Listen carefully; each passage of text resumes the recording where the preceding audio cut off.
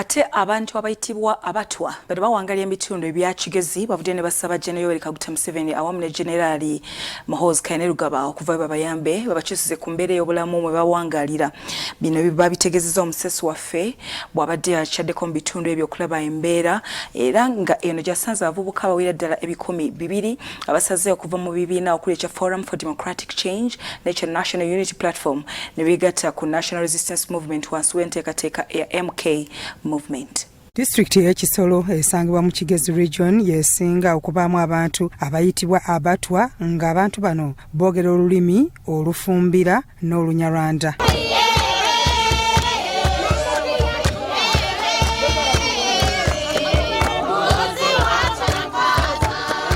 Bano basinga kubeera mu bifo eby'abanoonyi b'obubudamu era balina ennaku etagambika olw'engeri gye bakwasaganyaamu ebyabwe wadde bo baagala nnyo abantu era baaniriza abantu. Mureba nguko tumeze ahangaha nta butaka dufite bwo guhingamo kuri kureba nka buno buzu bwacu ukuntu uko bumeze nkatwe turara hanze imvura nukurara tunyagira naho kuryama nta kiryamiro icyo kurya ntacyo kandi namwe tureba nk'ukuntu uko tumeze kandi murebe nk'aka ka uniform ako twambaye ni umuntu w'umugiraneza akatwese kugira ngo natwe duhumuke tube nk'abantu.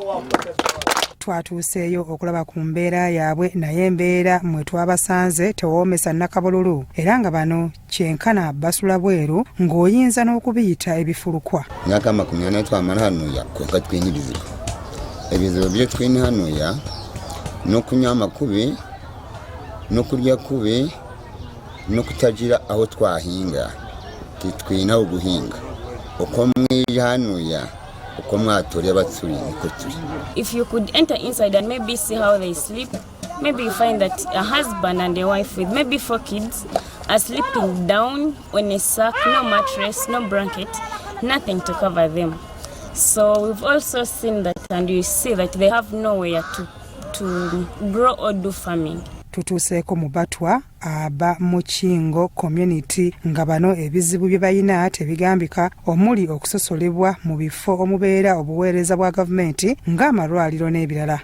As Abatwa, we are suffering a lot. You can see our houses are not good enough. We are sleeping in bad conditions, so we was requesting for our next president to help us. We want our children to go to school. We need education, we need health, we need good houses.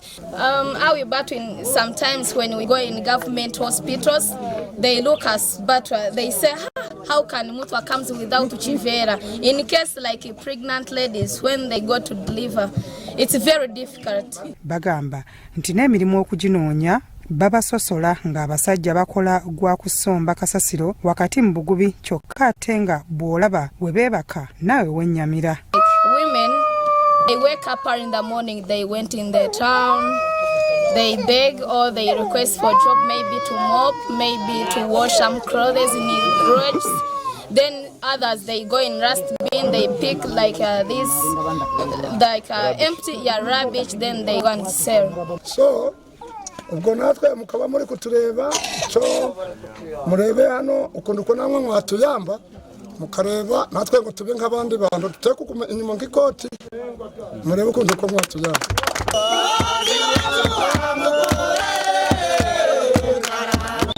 Bano basabye omukulembeze w'eggwanga General Yoweri Kaguta Museveni ne General Muhoozi okusitukiramu okubayamba. Balamba Lugahale okuva mu MK Movement akyaddeko mu kitundu kino n'obubaka bwa General Muhoozi ne bambuulira ensonga zino n'abasuubiza okuzituusa ewa General. Yalugawa munywano wanyu Muhoozi yangira ngo babaleetere omuli ebiyimba. So sampo ya kawunga nkaka kawunga super omutali gushimba yangira ngo munyina n'abaana abatonka 20 yagula emigati y'abaana tubasaasidde naye tujja kukomawo tujja kuyita mu bibiina byaffe ebyenjawulo omuli Rotary Club ne MK Movement yennyini abantu bazira kisa tubagulire tents tubagulire amabaati tubafunire n'ettaka gavumenti yabayambeko. ebyo ng'obitadde wabbali abavubuka abasoba mu 200 mu kibuga Mbarara basaze eddiiro okuva mu FDC ne NUP ne begatta ku NRM wansi wa MK Movement.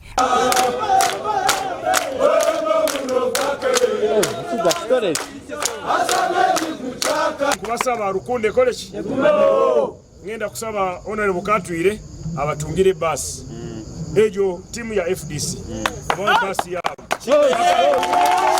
Banera baniriziddwa amyuka akulira MK Movement mu Western Uganda Balambaro-Gahare. Badde mu FDC kati mbadde nakagenda mu NUP jembadde mu FDC jembadde. I've been a delegate of FDC in Rukunjiri for some good years. Everyone in Rukunjiri knows me. Everyone in Kabale knows me. Chichi kyenfunyemu. I have been there now since my childhood. I'm now 32 years.